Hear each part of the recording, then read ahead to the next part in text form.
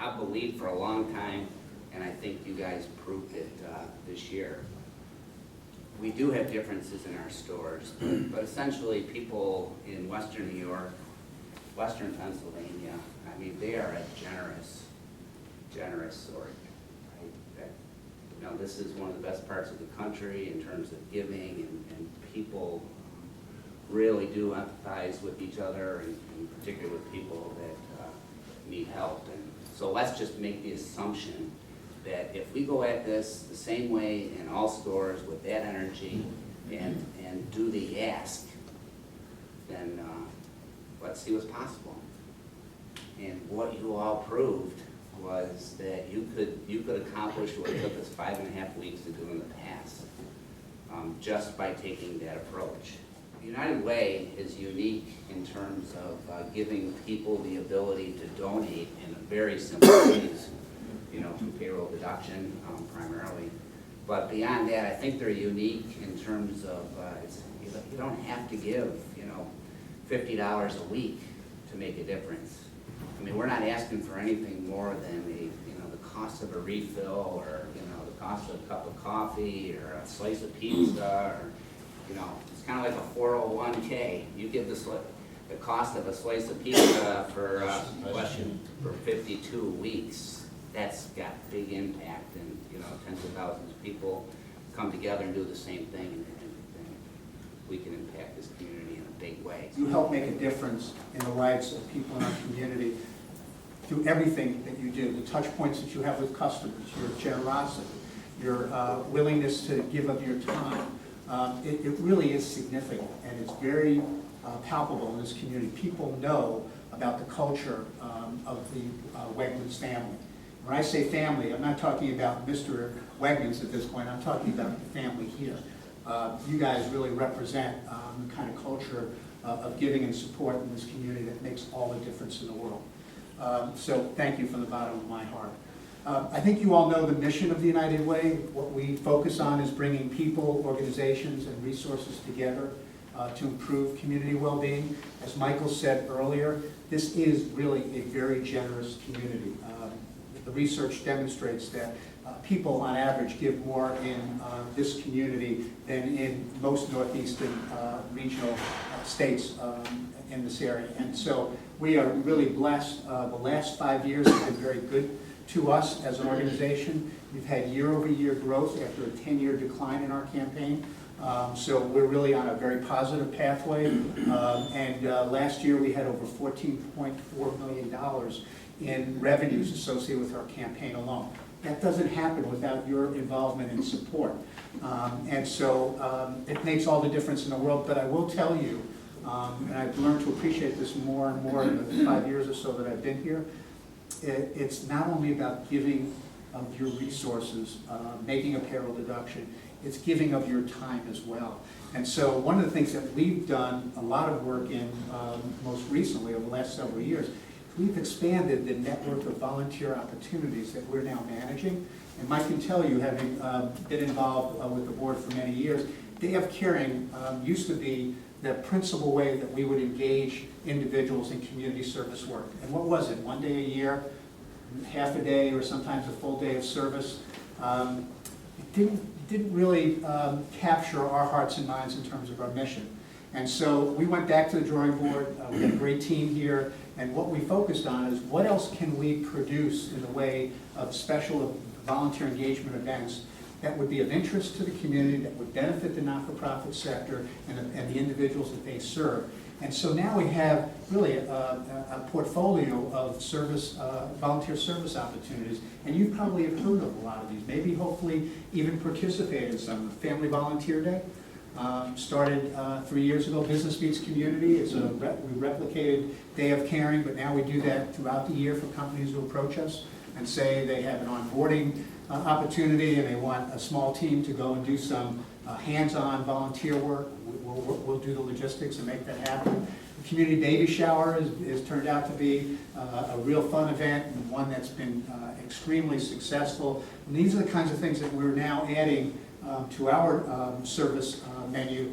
And it's really made a big difference, and the numbers are showing that. Each year, we're seeing growth in those types of volunteer service opportunities. And Joy will tell you later that she's a benefactor as a leader of a not-for-profit agency that serves people who have substantial needs.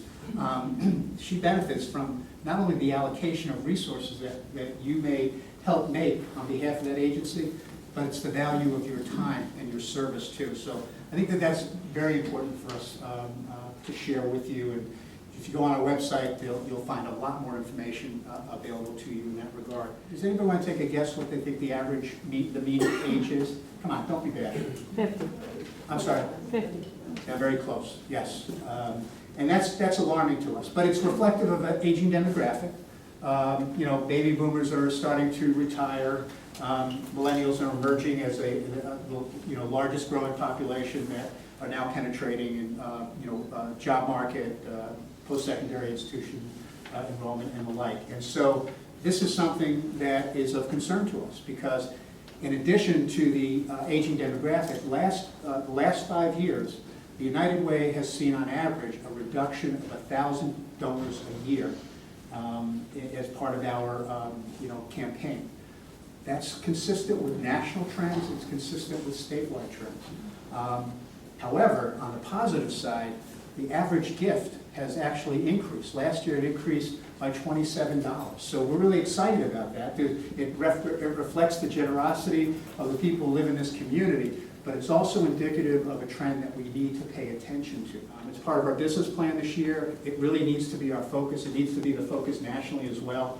What can we do to establish a stronger working relationship with people who are in the millennial group who really think differently about their role in the community? They may want to be more hands-on involved in service.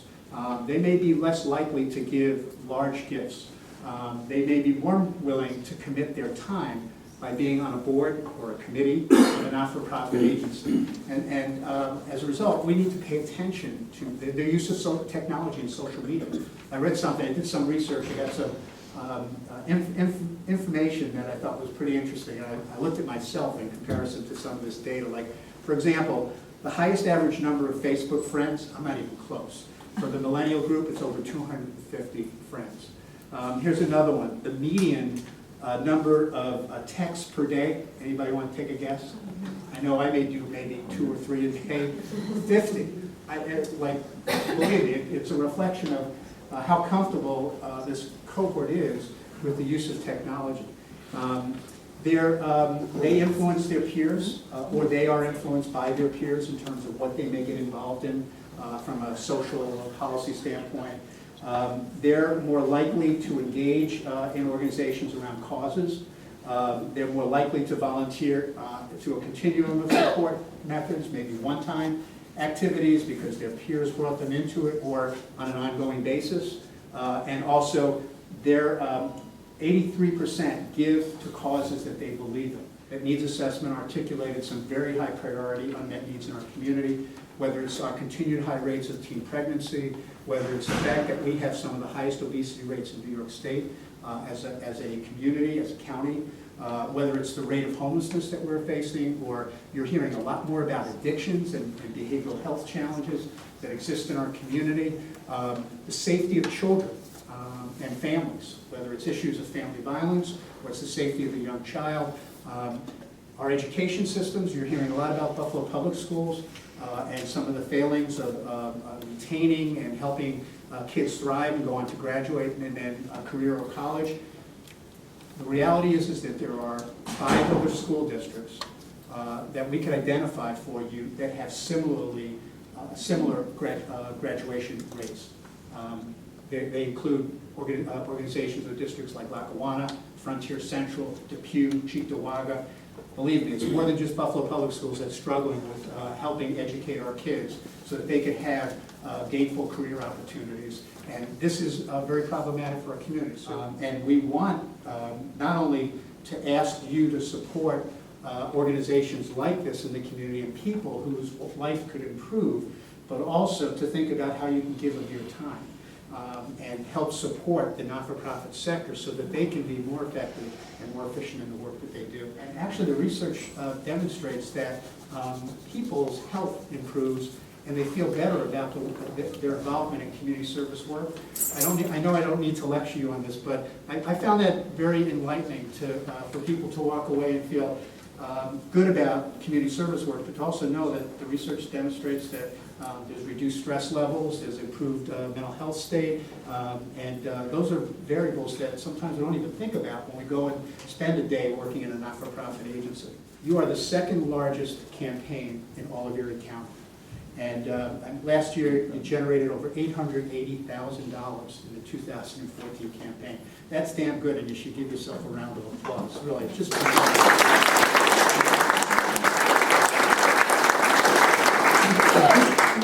you're actively engaged in supporting the work of United Way. I think you can see that from the testimonial from Mike, from some of the examples that I've given you as well. But you know that from your own personal involvement and your leadership in your respective stores. You are definitely a significant contributor to Day of Caring. I think you're the largest Day of Caring site in terms of, or second largest in terms of mobilizing employees to provide service on that community day. You are the largest checkout scanning program around, and we're really proud of the fact that Wegmans was the first to step up and invite us into a checkout scanning program. Last year we had a $30,000 increase in our checkout scanning program, which includes 3 notable retail organizations, Wegmans being one of them, in our community, and it continues to grow. I'm really excited about that. One of the things that I didn't really appreciate, but learned quickly, was how the Wegmans, all of you, and the Wegmans leadership, spent time educating your workforce about the needs of the community.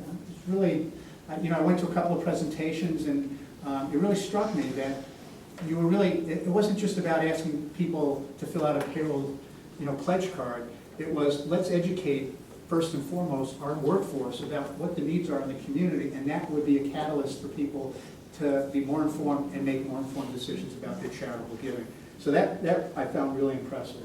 Clearly, the leadership and the Wegmans family, their value of the culture of giving and social responsibility is very evident to me, and it should be, I know it's very evident to you as well. And a company that cares about community also cares about its workforce, and that's why you're rated as an organization as you are nationally in terms of your customer service and the support that you provide to your workforce. It's very impressive. And those qualities help us achieve our mission. Okay, so I'm here to represent the Matt Urban Hope Center, and we are a program of the Lieutenant Colonel Matt Urban, the Human Services Center of Western New York, Inc. That's been around for over 30 years. We joined them in 2009, and our goal is to help the residents of the Broadway Filmer community access services, meet their basic needs, and help them to get out of poverty. 42.2% of them live below the poverty level. 46% are single female-headed households. The other mission that we have is to serve those who are living on the street homeless. We have a homeless outreach team that goes out at night, early in the morning, in the afternoon, to those living under bridges, to those on the park benches, to those who are squatting in abandoned buildings. Our goal is to reach them, meet their needs, and the ultimate goal is to give them permanent supportive housing so that they do not become homeless again. So what do we do at the Hope Center? So Broadway Filmer Community, we're on 385 Paderewski Drive, the corner of Paderewski Memorial. If you're familiar with the Central Terminal, we're right across the street. We act as a one-stop shop. This is the best practice model, allowing access to services and knowledge of services to the community who are highly impoverished and isolated. Transportation always comes up to the reason why people aren't able to get jobs or get services or get the help they need. So the idea is bring the services to the people. That's exactly what they do. The other idea is don't try to be everything. Know what you know what you don't know, find out who's doing it well, and invite them in to do that. And that's exactly what we do. We have over 15 agencies who come through our doors to provide their services, and over 30 that we work with in some way, shape, or form through the referral process. We need access to food, shelter, clothing, knowledge of the services that are out there, and once again, access to them. So the first thing was food. Well, the first person I thought was Friends and I, because I used to work there. Went over there and said, hey, you ever think of coming on the east side? And their board said, well, actually, yes. That was part of our strategic plan to expand to the east side. Like, well, we have a place for you. And so it started off with 1 day a week, is now 5 days a week. We call it the Urban Diner. Because you're greeted by a hostess, you are seated by wait staff, you're asked what you would like to drink. Families sit together, because families who sit together, the kids do better in school. It sticks to our core values of providing services with dignity and respect. For our program coordinator, for example, she came in as a staff worker, right? You have to work so many hours to get your benefits. So you're called a staff worker. Come in, sweep the floor, do this, and be on your way. We said, no, if you're coming to us, we're going to enroll you in Hope Works, and we're going to train you in something. So Tasha came to us 15 years. She lived on the street. 15 years she was addicted to cocaine. She lost custody of her 3 children, but she came to us after a turning point in her life where she did want to make a change. So it took that one-on-one mentorship. So she went from a staff worker and said, you know what, Joy, what would it take to be an employee here? And I said, well, number 1, funding, right? And number 2, most of the positions here require at least associates or bachelors. She enrolled at ECC again. She hit her first stumbling block, which was they denied her because of a past felony. So she, with Christine, and Christine didn't write the letter for her. Christine taught her how to make the phone call. She coached her through the letter, how to present herself.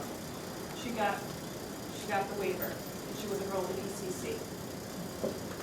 Last month, she graduated from ECC. Christine and I were there for her graduation. A year ago, so she enrolled. 6 months later, thanks to United Way funding, we were able to hire her on as urban diner manager. She really took the other ladies that were coming through our program under their wing, and she was the natural leader. Where Tasha went, they followed. So obviously, it was like, attention on Tasha. If we get Tasha, we get the rest, right? So we hired on an urban diner manager part-time, and now she's our full-time program coordinator, community health worker. She's up and from the community. They trust her. She's getting people jobs. She's getting the ladies that she used to work on the streets with housing and out of their bad situation or to rehab.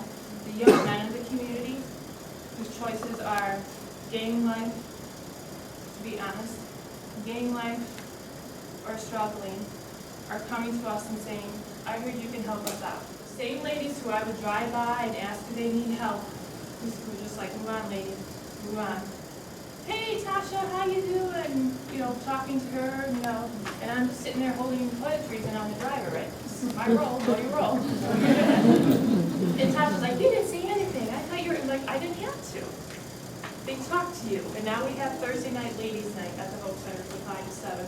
Thanks to United Way, supporting that programming and knowing that we can go to them for assistance and leadership, for problem solving, to say, what other resources are you supporting out there that we can collaborate?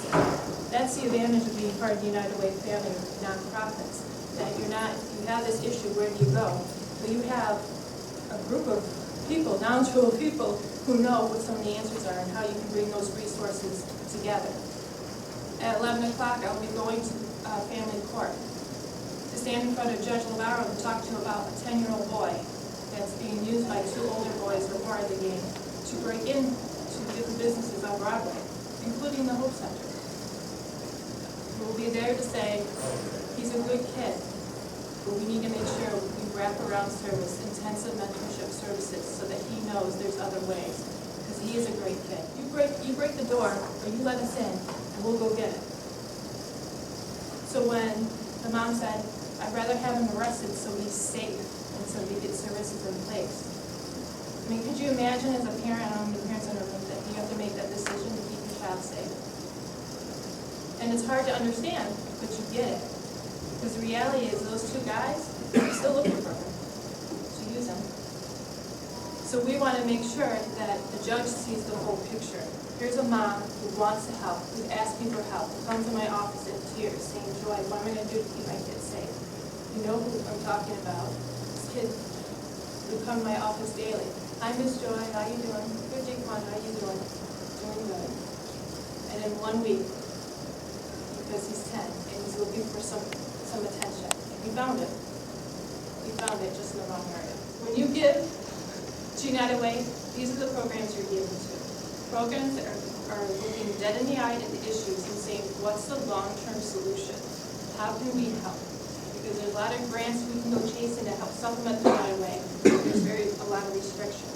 United Way is very much making sure you're meeting the need, the the community has, making sure you're doing it effectively and efficiently, and they keep you accountable to that. I can trust you, I do the reports and the grants, but making sure it's that long term and those needs are being met. So thank you so much from the bottom of my heart for your support. You are helping families like Jay Kwan's family, like Tasha, who's had a ripple effect. You've housed over 300 people. You've helped an average of 800 a year come through our Hope Center doors. We have 100 youth that come to our doors, and we know there's more that we're going to reach out to. So thank you for being a part of this.